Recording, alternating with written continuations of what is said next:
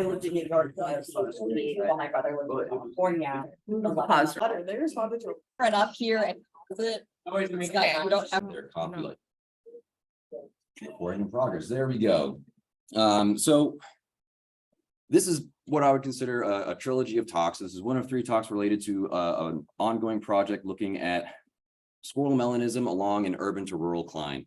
And so I'm going to be focusing on, as you can tell by the picture, anthropogenic drivers. That is both the factor that contributes to a phenomenon as well as the person behind the wheel. So the eastern gray squirrel, if you had a chance to walk around the parks, you've probably seen 2 different colors. And now it's not working. 2 different colors, the black and the gray, right? You go right over to Franklin Park and you can see them running around and hopping around and everything. And the nice thing with these squirrels is that they have a fantastic story of backyard evolution. It's in our backyard. So a quick, brief synopsis of the history. There's sort of 3 time points that are important. We have 11,000 years ago. There is hybridization between the eastern gray squirrel and the fox squirrel, which causes a small 21 base pair deletion in the MC1R gene. That small deletion ends up boosting the pigmentation, causing that darker color in the coat. And so what's really nice about this is that it's inherited in a Mendelian fashion. So instead of thinking about Mendel's peas, we can call them, say, Cosentino's coats. And so again, the black, that is the dominant. And so up until about 150 years ago, that was the dominant coat color in terms of abundance that you would see throughout the population range. What happens 150 years ago? Well, we have a massive amount of deforestation, we have hunting. And so there is a shift in terms of the abundance. We can look at some of the hunting records because they actually thought they were 2 different species. So good for us on mislabeling, I guess. We can see a shift in terms of the, harvest brought in, whereas primarily black squirrels that you would get, very little gray, and then it flips. And probably what you've seen more nowadays is more gray, right?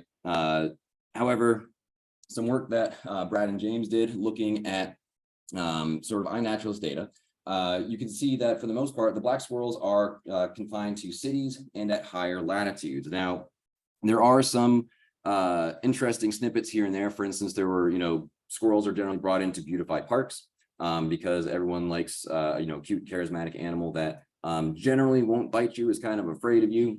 And so in some areas, the black squirrels were introduced. And so there's, some fun stories there that Brad will talk about later at 11:30, 11:50.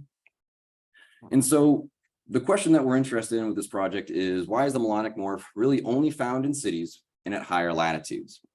Well, if we think about the 2 different coat colors, there has to be, from an evolutionary standpoint, a selective advantage for one coat color over the other. So there are, a wide range of different anthropogenic stressors that occur in cities. We have nighttime light pollution, urban heat island effect, noise pollution. But one that my title slide sort of alluded to is roads. And so that's what I want to talk about is a little bit is sort of the unique selection pressure of roads. Cities, villages, whatever it is, how we as humans get around from point A to point B is roads. So here we have a tiger shapefile of Onondaga County and New York. By the way, if anybody is doing road work data, there's an R package called Tigers, which is really nice that you can just type in the city, the state, and it gets you the shapefile, which is nice. You don't have to download it or anything. But as we know, roads are ubiquitous. You can find them all throughout the city, even out to rural areas. They fragment habitat, and they can also be barriers to movement.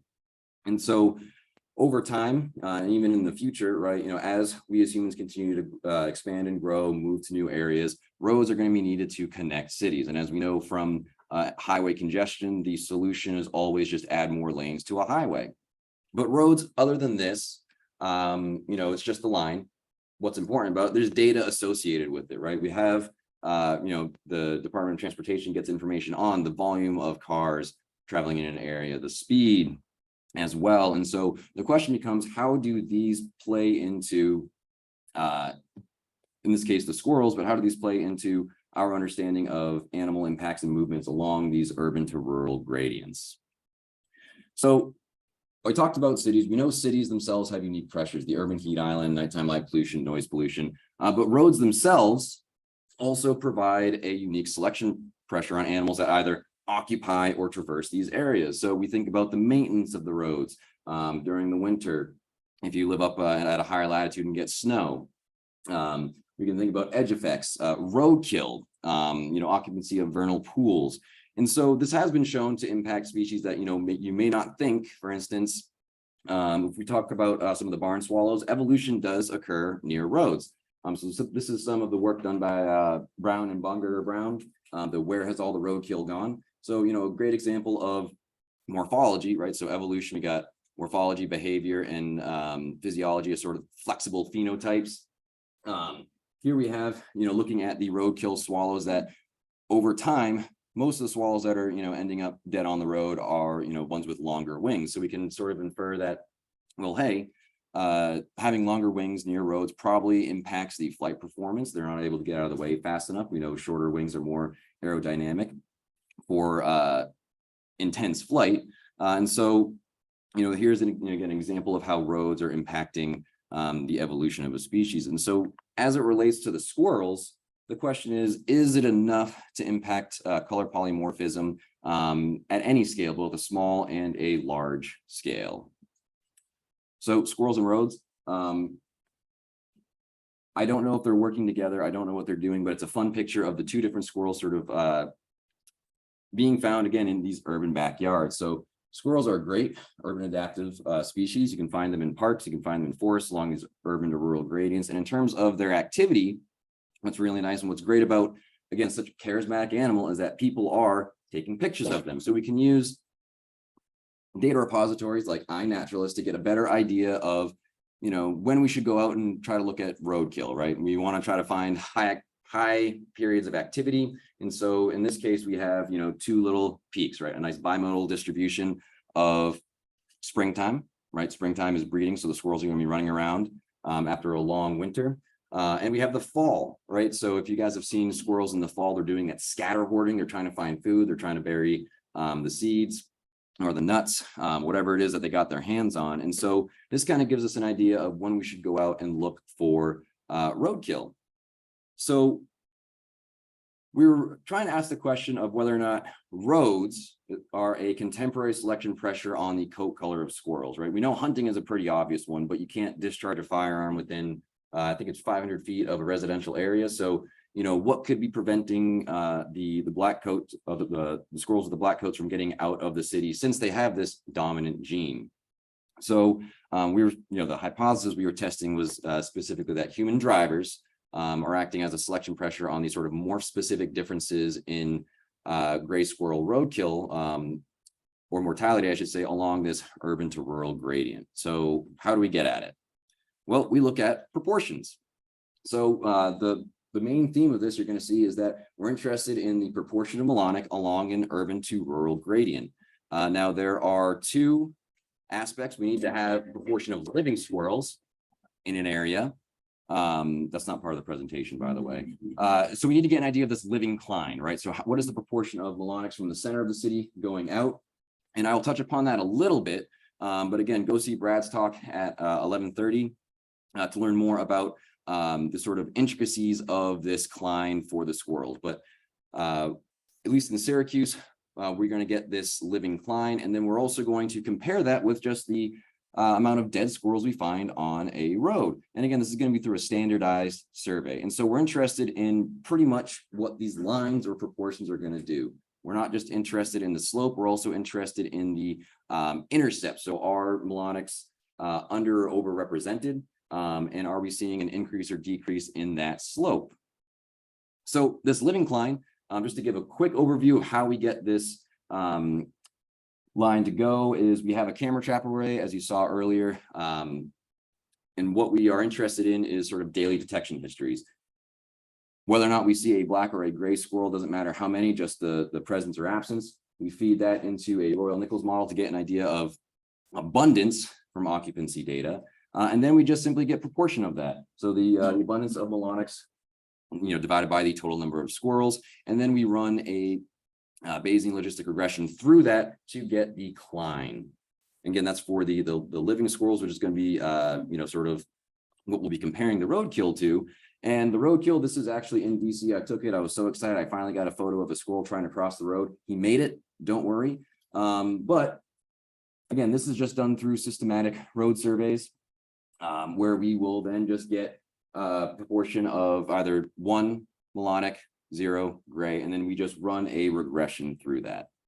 So the survey route, we had 2 survey routes, a long one, which was about 3 hours, and then a short one, which is about 1.5. The reason why we did the long one at first was because we were interested in more suburban type areas. Found out that there's not a lot of traffic, not a lot of roadkill, so we wanted to streamline it because we were at the time making a killing with finding dead squirrels on the road.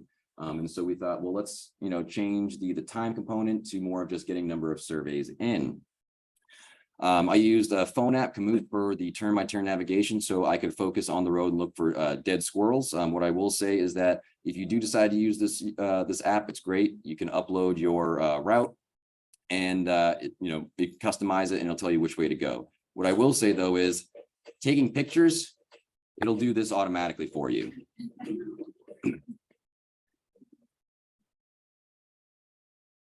That would be the route I would take. It would give you the speed, the time, and everything. And it would just compile all the pictures together with this upbeat music, which thanks to artificial intelligence. So road crew surveys, what I'm going to do is just kind of briefly go over some of the checks on me to make sure that I was doing a good job at spotting and that we weren't double counting dead squirrels in these analyses. So basically the site, my Maya sighting ability, the question was how many roadkill squirrels are being missed. So James would go out and he would put taxidermy squirrels on the road and say, go find them. And as you can see from these 2 pictures, I was great at finding the black squirrels, but I missed a couple of the gray squirrels. You might be saying, well, it's great that you're a single a sample size of 1, but is this really representative of what drivers might be seeing on the road in terms of gray versus black? Well, to that I say go see Jess Proctor's presentation at 10:50 for more of this squirrel and seek, this idea of crypsis and predation. And so again, with this, we know that for the most part, if anything, I am missing gray squirrels. In terms of carcass persistence, we had a couple of checks in place, basically doing the same route over and over and over again. You see a lot of dead squirrels, you kind of get used to them. They kind of either will fuse with the road or get picked off. And in terms of that carcass persistence, for the most part, within less than a day, these squirrels were going off the road. There's no difference in terms of the morphs and getting picked off the road. So that was interesting to make note of. And we also use sort of a geographic comparison. If between consecutive days, they were within 30 meters, we considered those a repeat.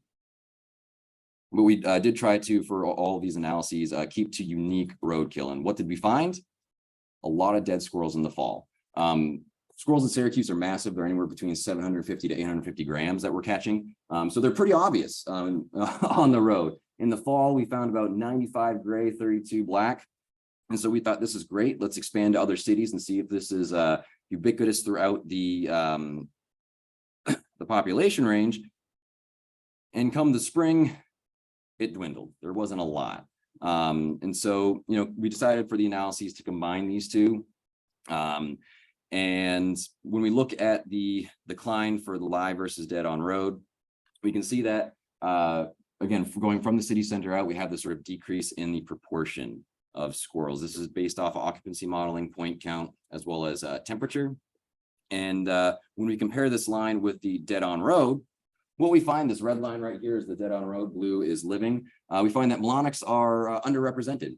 And this is pretty consistent all the way up till about 10 kilometers where you don't see dead black squirrels on the road. And in terms of the statistic sides of things, we do see a significant difference in the intercept in terms of the melonics, right? So that underrepresentation is not just a one-off, it's a significant difference between the 2, but the slopes are the same. So as you leave the city, it is just decreasing in a similar fashion. So we decided to expand to other cities. We had this, using iNaturalist for the peaks, but as you can imagine from the spring road surveys that we had in Syracuse, we're still doing, continuing these surveys in these areas right now, but the numbers are pretty underwhelming.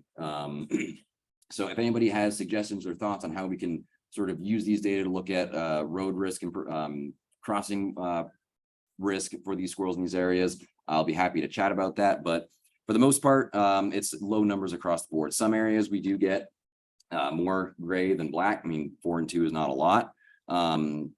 Kingston, Ontario is interesting. Correct me if I'm wrong, Brad, there's more or less about 70 to 80% black squirrels up in that area. So that's the reason why we have that number right there. I do want to show what the declines look like though from the data. Again, you can notice that the surveys are still in progress in a lot of areas, but we have low numbers and we have wide confidence intervals. So though likely there's probably gonna be no difference with the comparison with the living climb once we get to that point. I just started getting these data in, so I don't have those, but I'll be happy to chat about them more afterwards. So the systematic road surveys, we ran into a couple snags, but are there other ways we can get at roadkill squirrels across the whole population range and across multiple cities? Well, I'm not the only one who takes pictures of dead squirrels, so don't worry about that. So can we use the public classifications for dead on road? Well, using data from iNaturalist fed through Zooniverse, we can have people go through and classify the squirrels. And what we see here, I had a poor color choice, but all those black dots right there are dead on road gray squirrels, gray colored squirrels, and all of the blue ones are the melanic color. So we are still processing these, but in terms of non-systematic surveys, right? So sort of just haphazard encounters with squirrels, we do see, this was collected by the previous postdoc, John Vanek. We do see this similar decline in terms of just kind of haphazardly going around and collecting data from squirrels from the city center going out. So there is a benefit to going through these databases and looking for it. But again, we ran the systematic, we found a difference. We have a non-systematic. We do see this decreasing incline. And so that's where we are right now. It's, the project sounded pretty simple, drive and find a bunch of dead squirrels. And that's sort of where we are right now, at least with the data collection and some of the analysis. So again, in terms of a recap, if you just came in, we have the local road crew surveys. So we know how many we're finding, at least in Syracuse, New York, and we have a comparison with the living climb. You see that the melanics are underrepresented, and we're expanding this to other cities, as well as comparison with citizen science data. So if you're interested in roadkill and squirrels, feel free to reach out.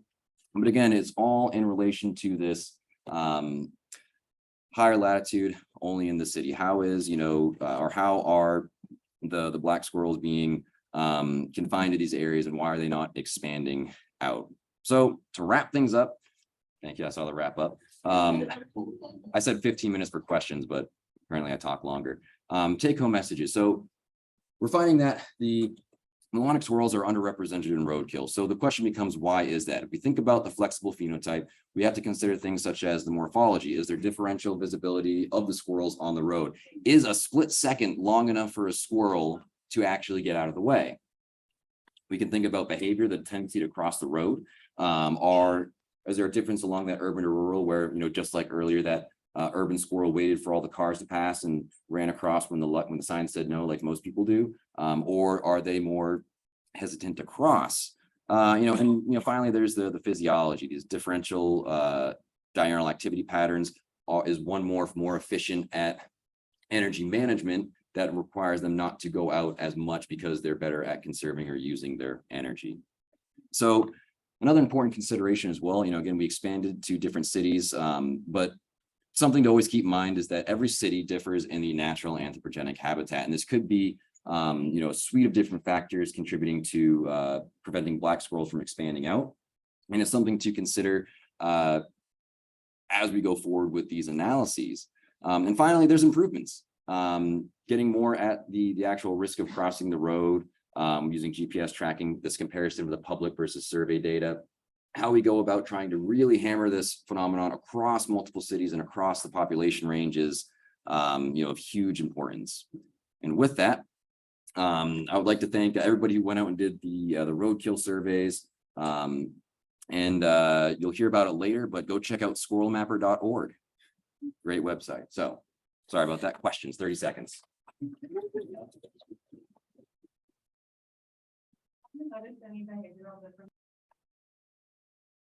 Make sure you can advance your slides. Great. Yeah. Hi, everyone. My name is Anna Case, and I'm the postdoc at the Urban Wildlife Institute at the Lincoln Park Zoo in Chicago. And so, yeah, let's chat about skunks and where we can find them. So species distributions, where species are found on the landscape, these are largely governed by different environmental parameters such as temperature, precipitation, and land use. But they're also governed by different demographic processes. So like population size, population density, colonization, and extinction. And so it's actually that second to last one, colonization, that we were particularly interested in because we want to know how species might be expanding or expanding across the landscape.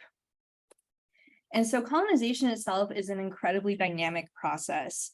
It can depend on the presence of other species. So if there's predators, competitors, or their preferred prey species, that can influence whether the focal species would colonize an area.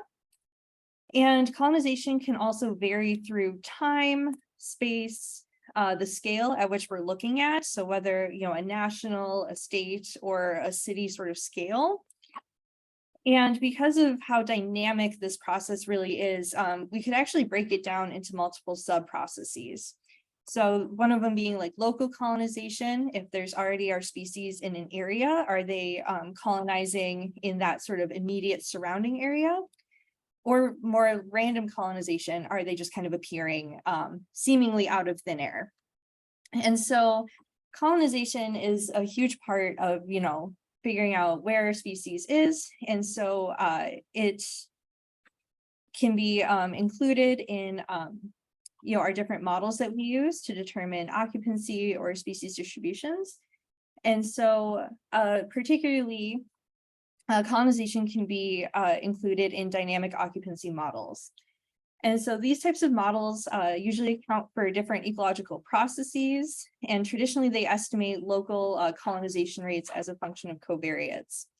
And thankfully, there are actually dynamic occupancy models that already separate colonization into these sub-processes, such as the Brahms et al. 2016 model, which we're going to keep chatting about in a minute. And so really the goal of our study was we wanted to quantify the relative contribution of that local colonization and random colonization on a species distribution and its occupancy. So for our study species, we selected the very charismatic striped skunk. I was doing so well. Striped skunk.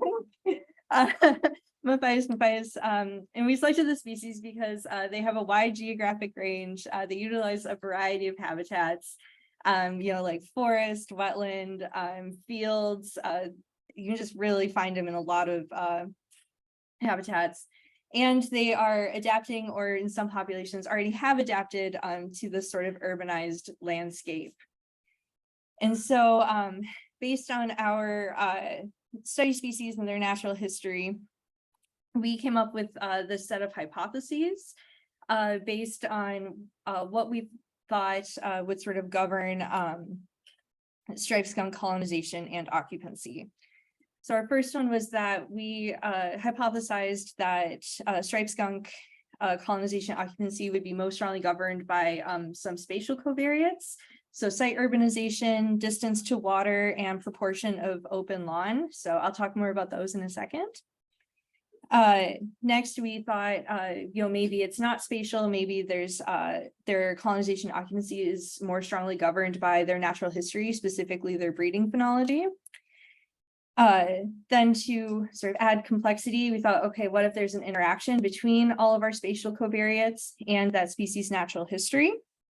And then because we love adding more complexity, what if it's some sort of interaction between all those spatial covariates, the species' natural history, and if there's some variation from year to year that is sort of driving where we see striped skunks.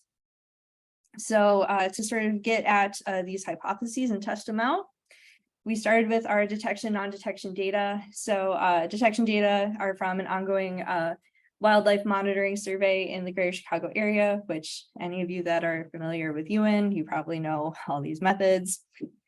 So, camera traps were deployed for 30 days per season. So, winter, spring, summer, and fall. And then the Chicago study area includes 3 50-kilometer transects that run along these urban to exurban gradients. And so for this study, we used 106 sites, and we used 31 seasons of data, so just about 8 years of data.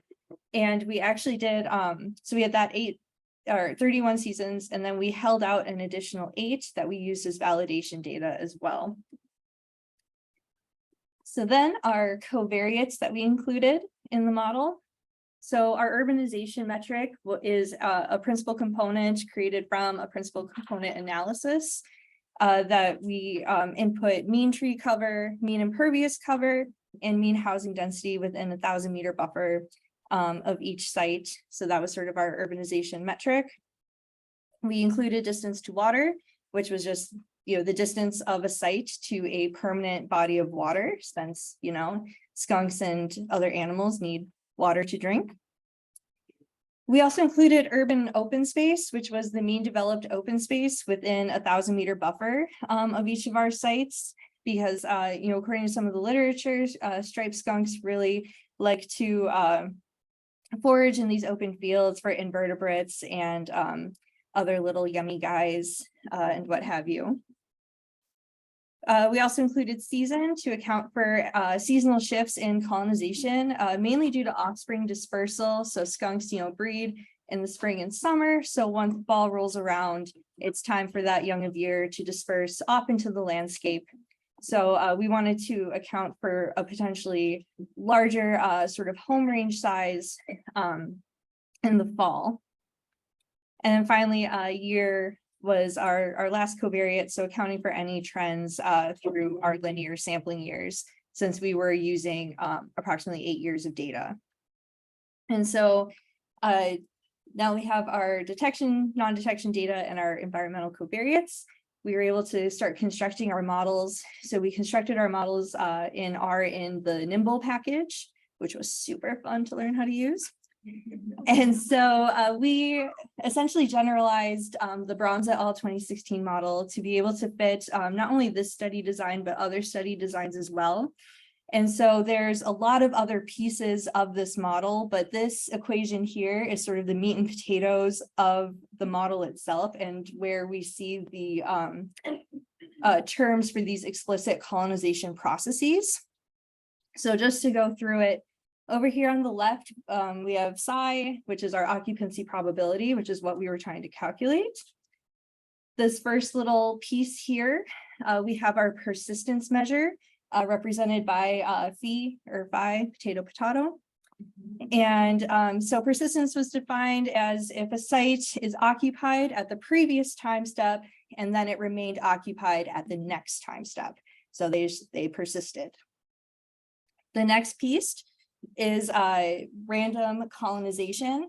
And so that's represented by gamma sort of at the end on the right. And then those other two sets of parentheses are our indicator terms, which essentially turn that function on and off depending on the site we're looking at and the conditions of it. So random colonization we defined as when a site is occupied, but was not occupied at the previous time step, and no neighboring sites were occupied at that previous time step as well. And another quick definition, our neighboring sites were defined as any site that was in 2.5 kilometers of the site of interest, because that 2.5 kilometers is about the average home range size of a striped skunk. So then finally, our last piece of this little beastie equation is our neighborhood colonization or local colonization. And that's represented by D bar at the end on the right, again, with those two indicator functions. And neighborhood colonization was defined as when a site is occupied, but was not occupied at the previous time step, but at least one of its neighbors was. So meaning that, colonization could happen from a neighbor. So using this equation and various design matrices for each of these pieces of the model, we ran a model for each of those hypotheses that I mentioned earlier. And then to select which model was our best fit model, we used Breyer scores. We selected Breyer score as our metric because we wanted to be able to forecast across the landscape, and that's what a Breyer score calculates. So a score that's closer to 0 indicates that your model will more accurately predict across, predict, and a Breyer score closer to 1 means it won't more accurately predict. So from these scores, the best model was all of our spatial covariates plus that varying fall term. So all of the plots and results that I'm going to show you now are from that model. So first up, we have our persistence probability. So that's what's on the y-axis. And then we have our 3 different spatial covariates on the x. So the probability of striped skunk persistence really didn't vary with that urbanization metric, nor with that proportion of urban open space, but it was pretty dependent on the distance to water. So you can see as distance to water increases, the probability of persistence decreases. So the skunks weren't hanging out where there wasn't water. Next, we have our probability of random colonization. And so in the purple dashed lines, that's our probability of random colonization in the fall, versus the green solid lines are all of the other seasons lumped together. So random colonization, was higher in the fall than any of the other seasons. There really wasn't a strong association with urbanization nor distance to water, but for random colonization, the proportion of urban open space mattered. And so as that open space increased, so did the probability of random colonization occurring.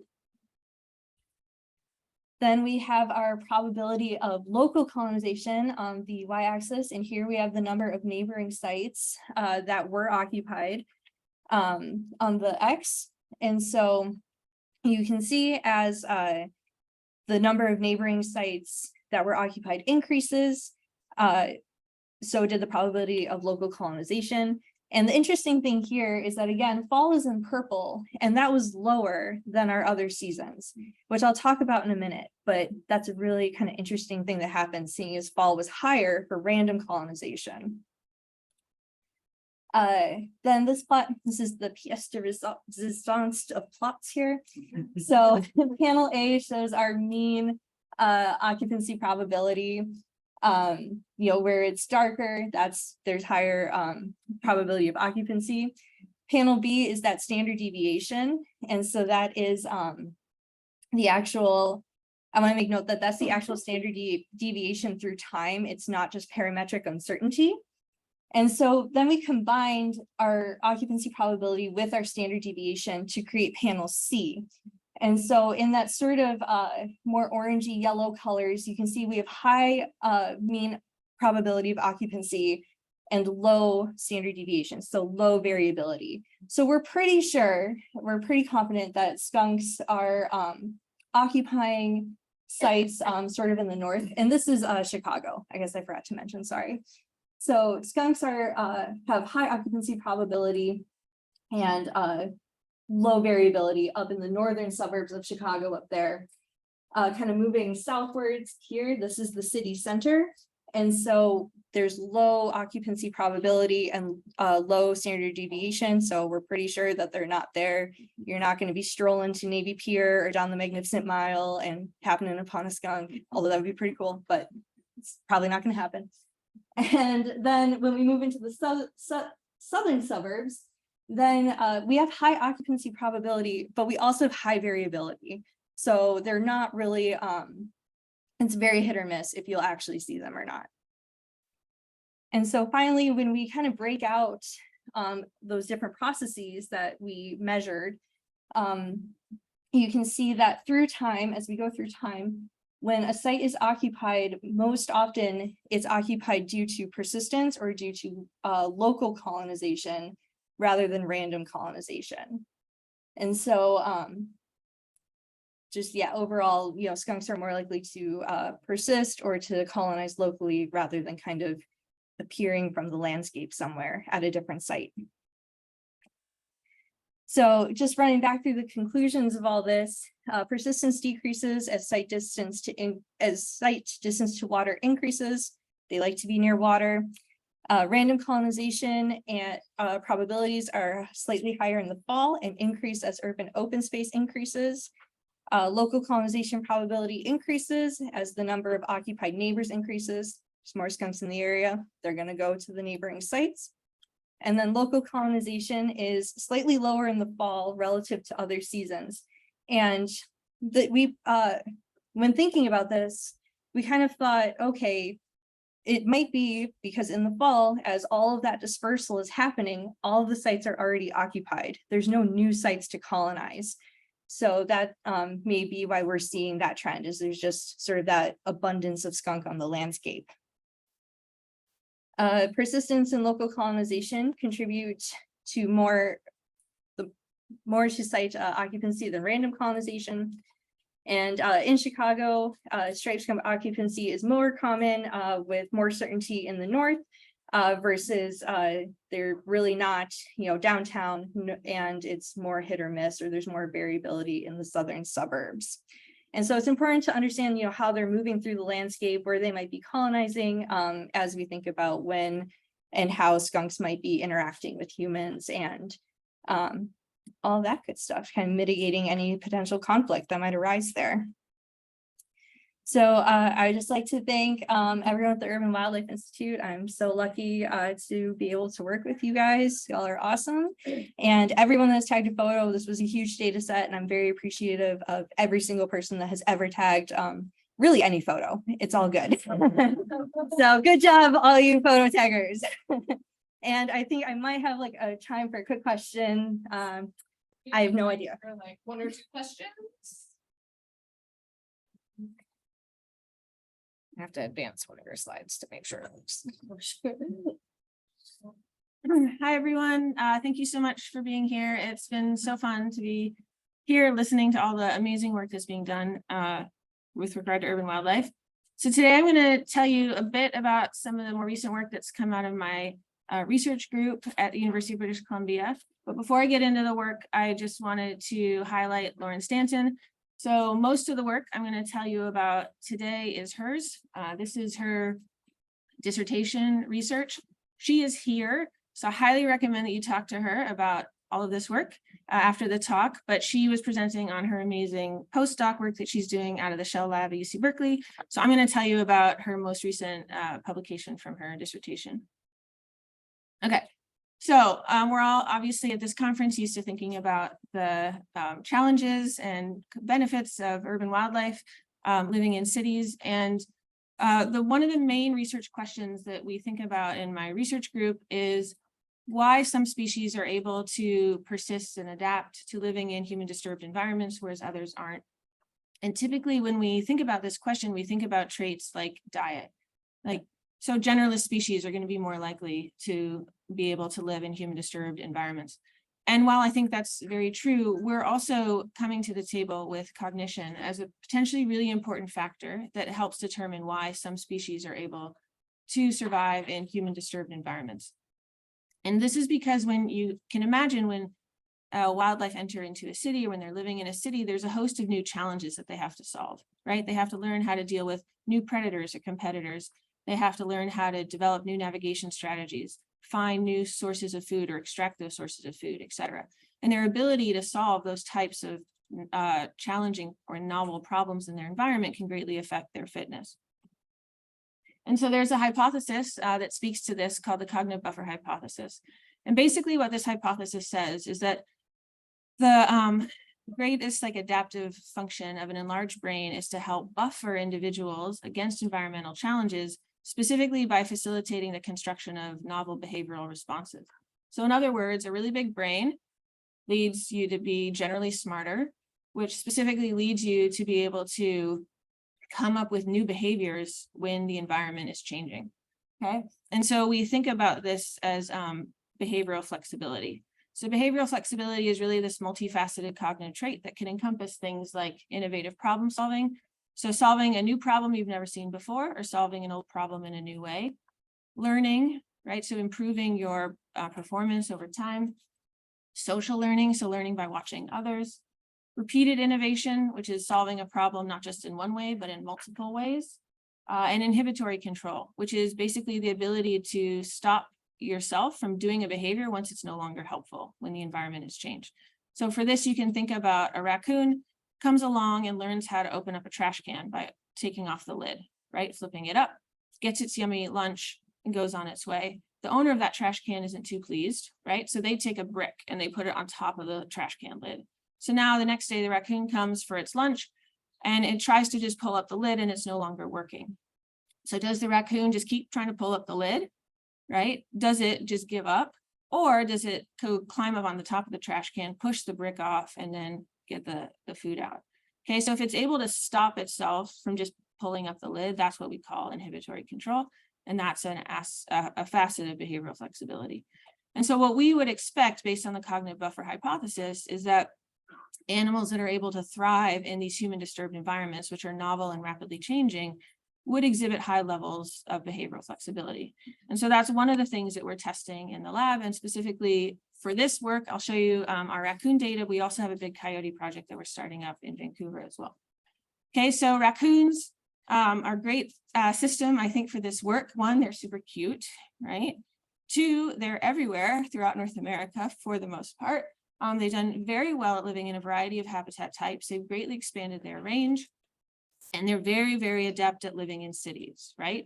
We think of raccoons as being sort of, well, very common aspect of city life, right? They're very good at navigating through cities. They're very good at using resources in cities. In fact, they're so good at this that people often call them a nuisance or a pest species. Now, if you anecdotally ask people, what do you think about raccoons? Often they'll come back and say, oh, they're really smart, right? And so that's a common story about raccoon intelligence. But when I was starting my research group and thinking about what are the best species, what's the best study system for this type of work, I thought about raccoons and I thought, well, surely there must be so much work done on raccoon cognition because they're everywhere throughout North America. They're super cute, charismatic, et cetera, right? But when I actually looked in the literature, I was really surprised that we actually know very little about raccoon cognition. So I started on this quest. First, I was initially at the University of Wyoming. And so I started the University of Wyoming Raccoon Project with all these amazing students pictured here. And then I moved my lab recently to the University of British Columbia. And so we now have the University of British Columbia Urban Wildlife Project. And we recently joined UN. So we are the Vancouver node of UN, which is wonderful. And so we've got a lot of work now going on in the Metro Vancouver area, which I'm super excited to talk about, but won't have time to talk about today. So the data I'll show you today are mostly from the Wyoming project. And so the Wyoming project, we were studying the raccoons in and around the city of Laramie, Wyoming.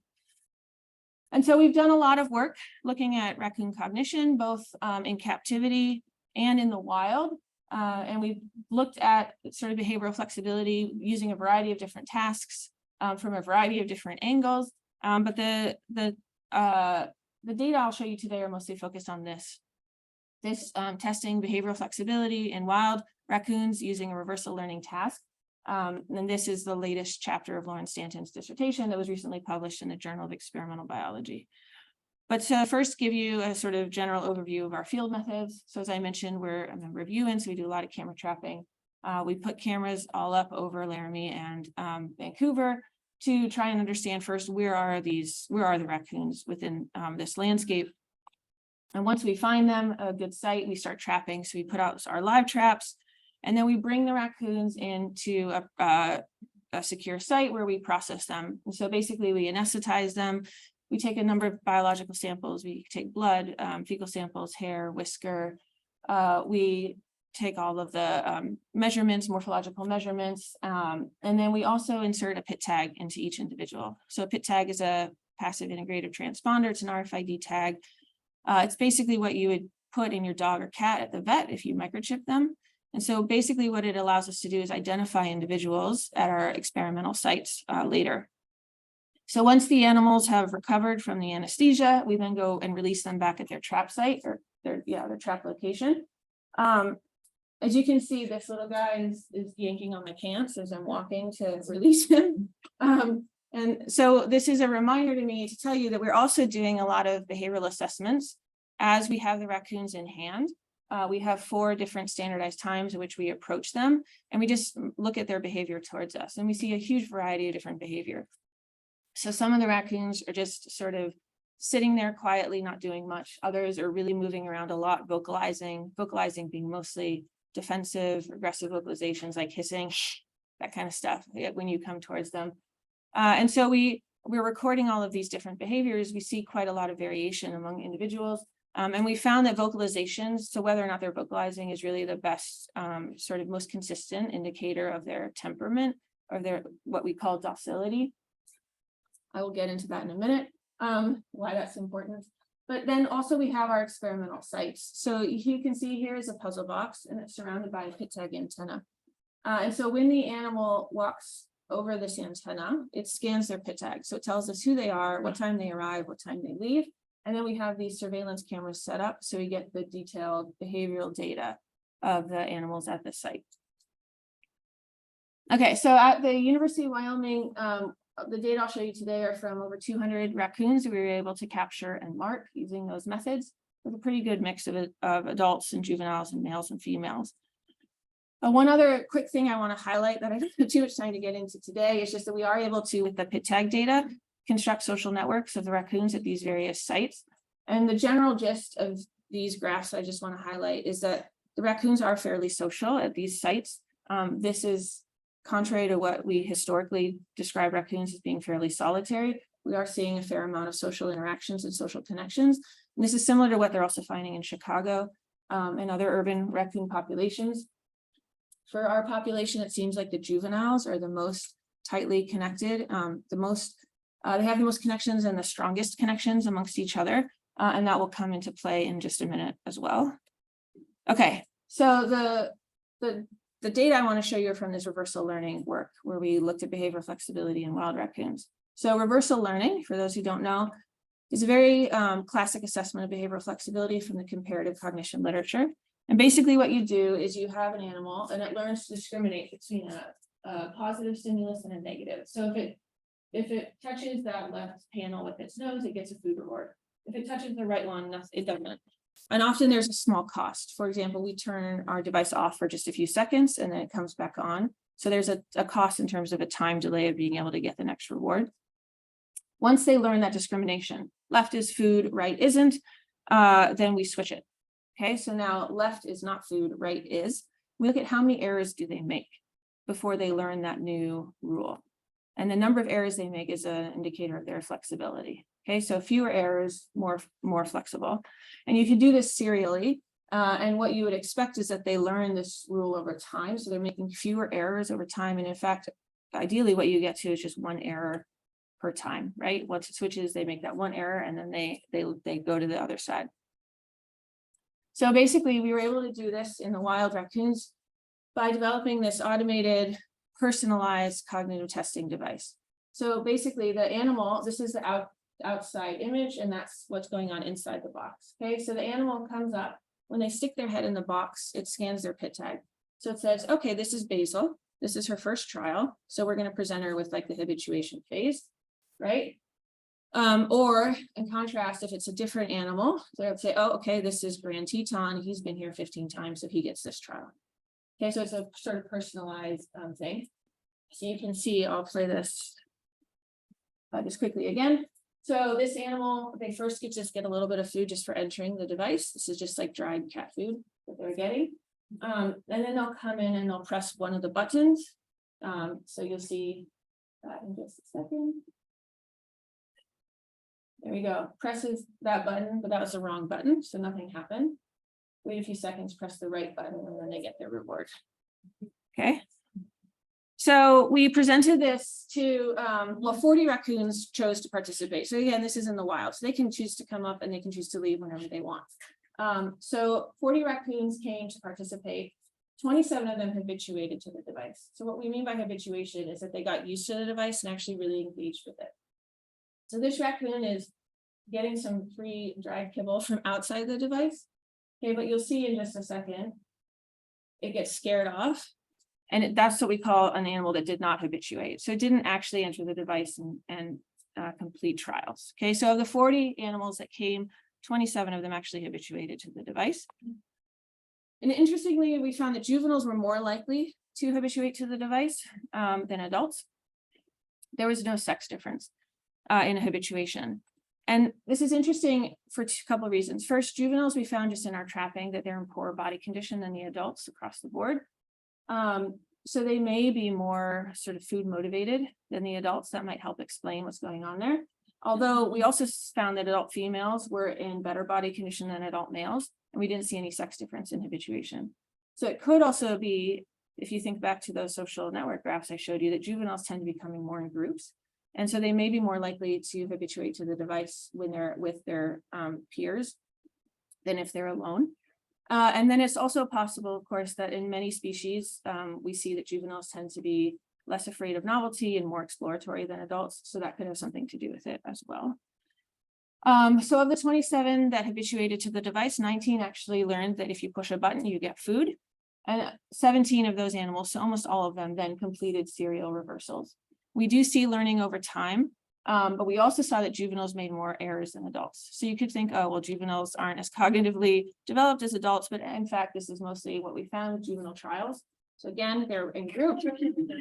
They just kind of all shove in, try and get the food. So we had a lot of butt presses and other things that weren't sort of intentional presses. So lots of errors, but I don't think that actually reflects their cognitive abilities. So here we are looking at learning curves. So this is number of errors over time. And you can see that in the natural conditions, we tend still to see that they are learning. We do see a tendency for decreasing the number of errors over time, but it's much messier. So you see that some animals are actually increasing their errors over time. And that we think is mostly due to those trials I just showed you, that type of social interference is going on.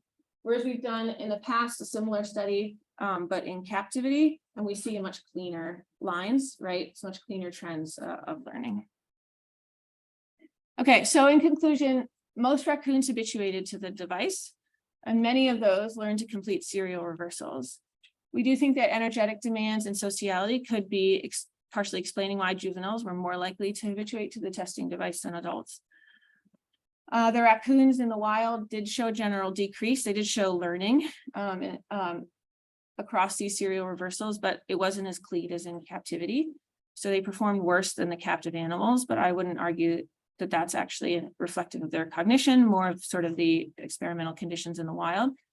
And we do think that things like social interference from cognitive testing standpoint may be particularly challenging in anthropogenic landscapes where you have clumped and abundant resources, where you tend to see more groups of animals coming together. And there's one other result that I want to highlight. So if you remember, I told you about those behavioral assessments where we looked at docility. We did actually find that the more docile raccoons did better on this problem. And so that led to some results in the press, like watch out for the quiet ones, right? So we get a lot of calls, as you can imagine, as a group studying raccoons in a city, we get a lot of calls from people telling us that raccoons are causing problems on their property and what can we do about it? And so this led us to start thinking about what we call the cognition of these so-called nuisance animal species. So is it actually possible that the same cognitive abilities that are enabling some animals to thrive in urban environments are actually bringing the sort of most intelligent animals into greater conflict with people? And so we wrote a whole review paper on this, which I'm also happy to talk about after the talk. But the gist is, in terms of thinking about implications for human-wildlife conflict with our results, it is possible that juveniles are going to be particularly problematic when we think about our sort of classic more common non-lethal mitigation tools. If the juveniles are bolder and habituating faster to this type of thing, then they may be causing more of a problem in the long run. And we also, with our docility results, it seems like the docile raccoons may actually present more management challenges in the long run as well. So if we're just removing the bolder, aggressive animals from the population, then we're actually keeping the quieter, maybe smarter ones. So this docile ones are going to be the ones that are potentially going to be the raccoons that are learning how to open up your chicken coop and killing your chickens, right? So different types, different forms of conflict. Okay, so I just want to leave you with that thought. And I want to acknowledge all the amazing funding sources, all of the amazing students that have contributed to these data, and of course, the wonderful raccoons. And I'm happy, if there is time, to answer any questions.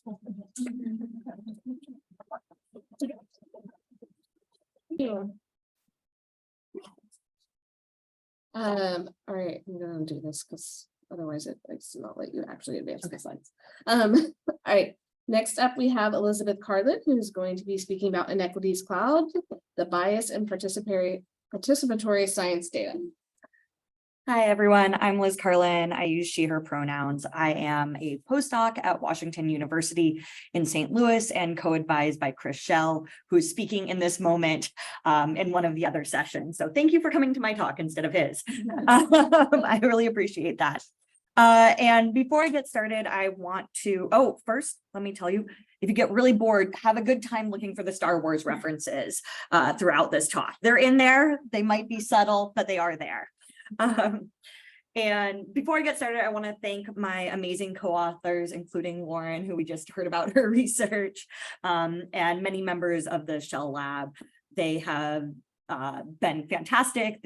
We're in the 4th revision of this paper, and so they've kind of stuck with us through this whole thing. So obviously everybody here is interested in studying urban wildlife, including myself, but these urban spaces are really complex. They're super heterogeneous. They're full of private land, houses, public parks, some of which you can and cannot work on. I tried to work in DC. A lot of these parks are national parks. And so getting the permits to work in a national park for me required having a fully armed guard, which I did not want to pay for. And so this urbanization, while really interesting, presents this problem that many of my colleagues that work in rural areas don't often encounter. And so when I moved to do my PhD in St. Louis, I really kind of started to wonder, I was switching subjects. I had gone from pigeons in my dissertation to working on squirrels, and I didn't know a lot about Missouri or the St. Louis area. It was COVID. I had visited once for about 2 days. And so I kind of moved to this new city, not really knowing a lot about it. And was trying to think about, like, how do I target where to catch my squirrels for this postdoc project? Before I get into that, I want to tell you a little bit about St. Louis, because it's not a city that is necessarily well known. St. Louis sits at the confluence of the Missouri and the Mississippi rivers. The city proper has about 300,000 people in the metro area, a little over 2.8 million. And it's a regional center of the Native American Mississippian culture, the Cahokia Mounds, which were a very active, actually, city that was present from about 900 to 1500. And St. Louis was actually the 4th largest city in the United States from 1870 to 1920. So we used to be big. We're dying now as a city. And that presents some really interesting things for us to study within urban evolution and ecology. And St. Louis is also incredibly segregated.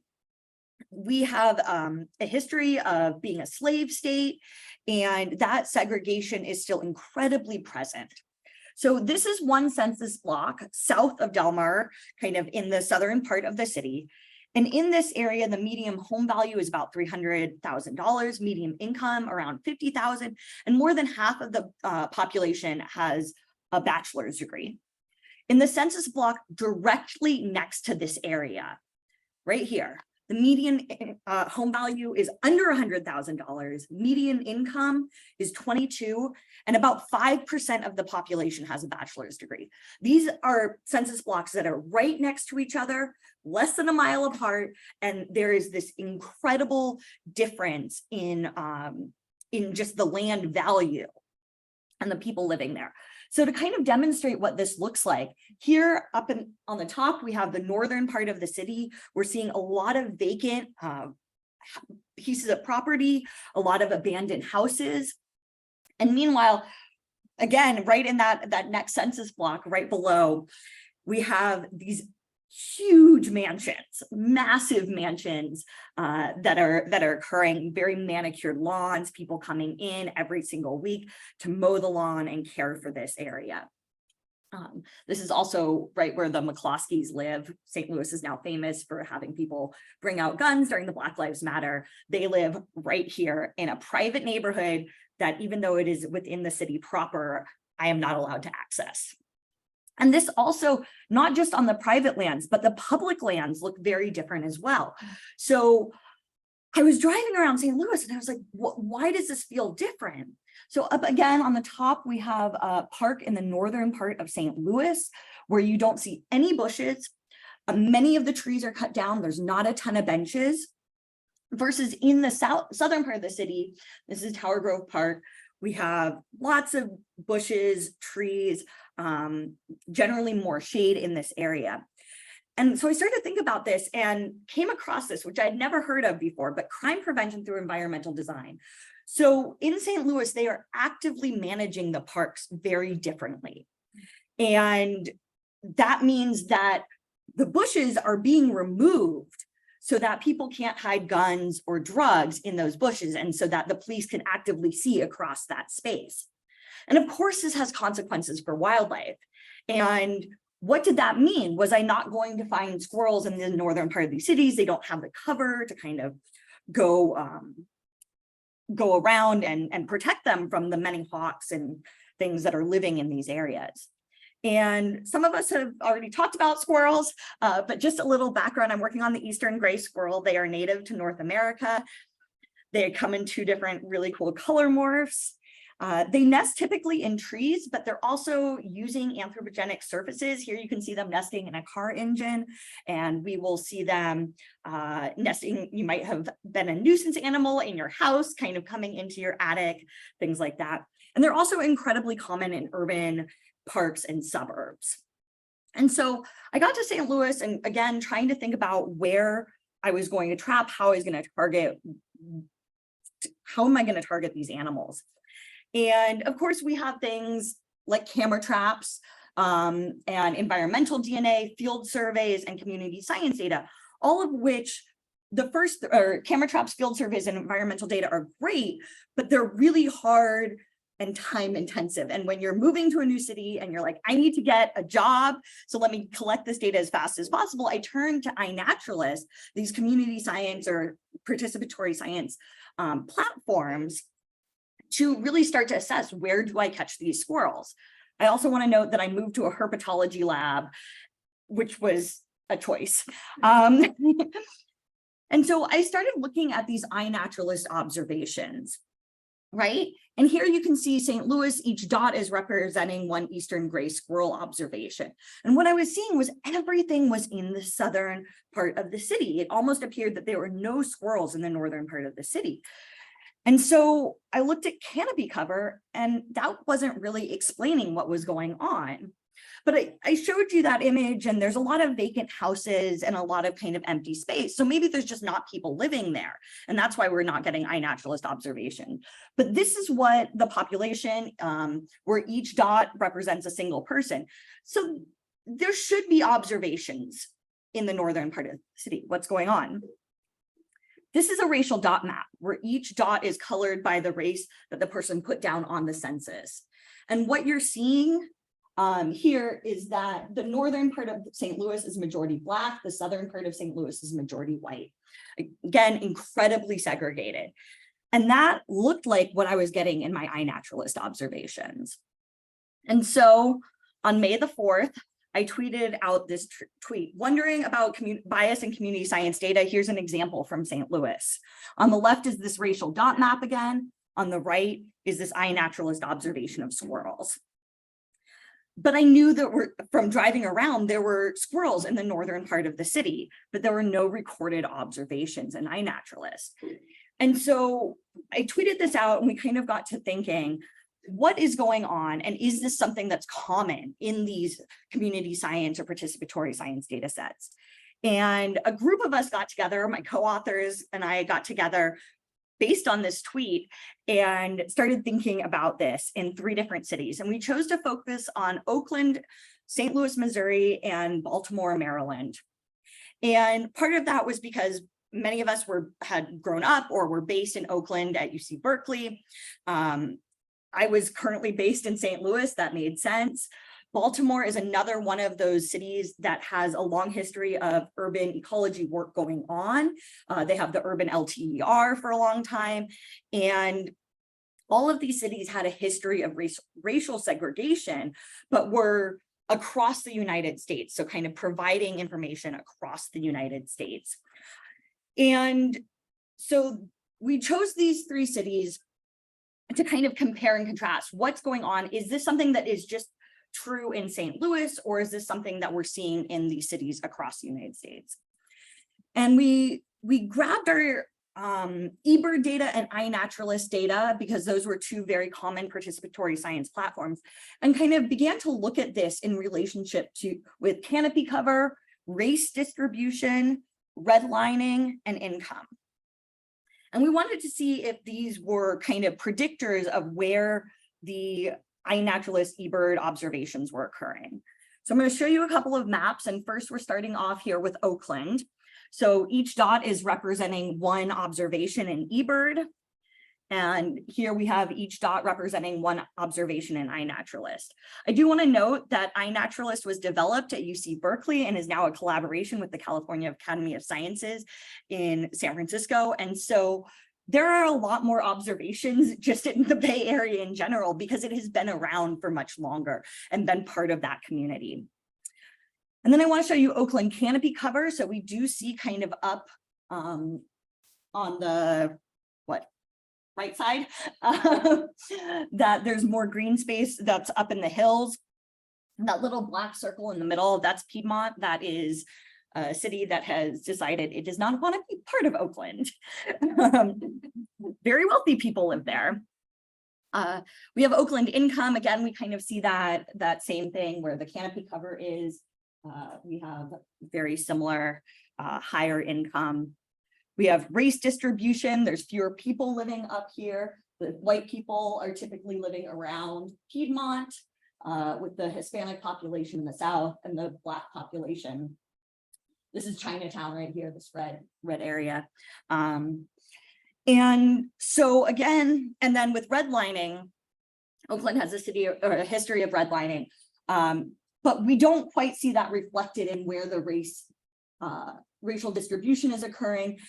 And when we were kind of just looking at these, we really found that race was the best explanation for where we're getting these participatory science data sets for Oakland. We then went to look at St. Louis.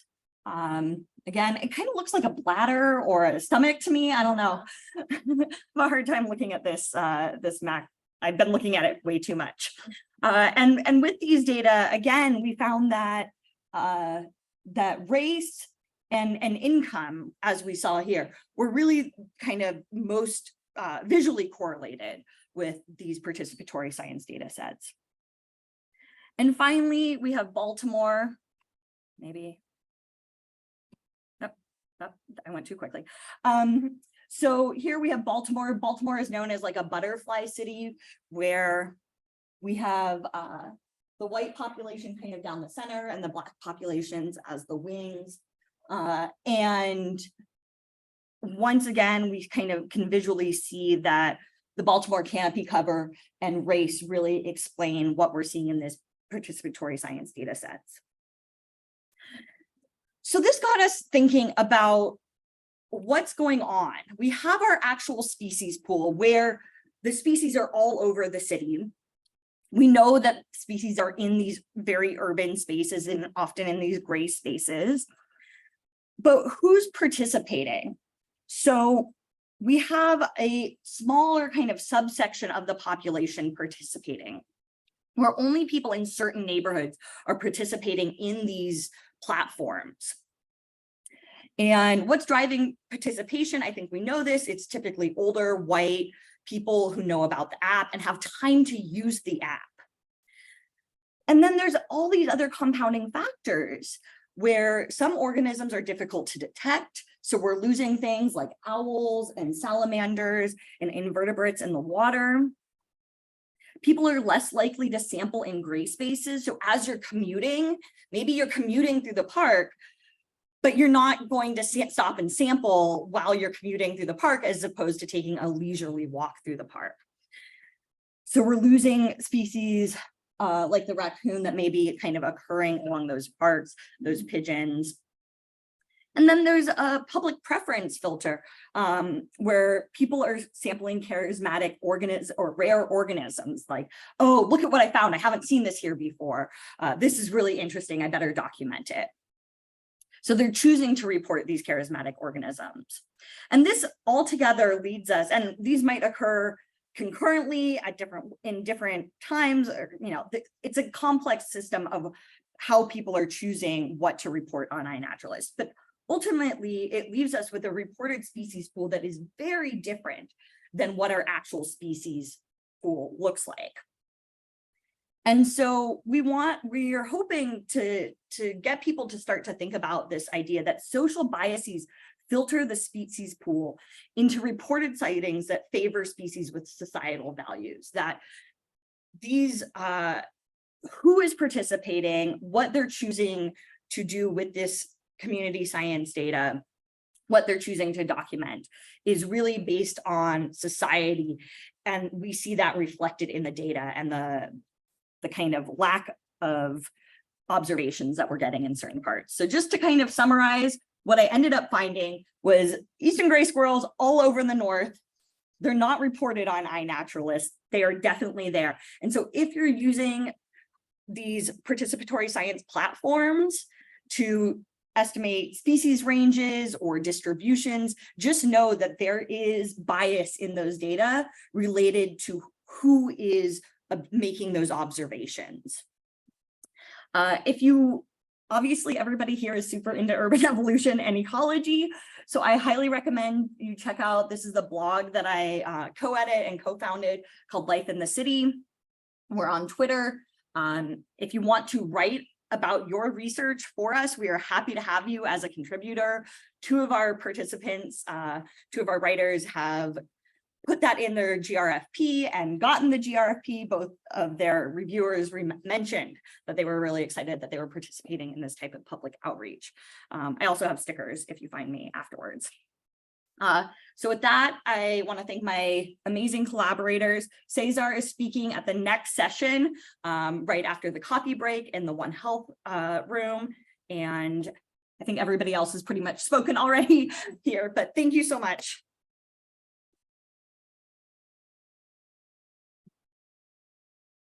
You're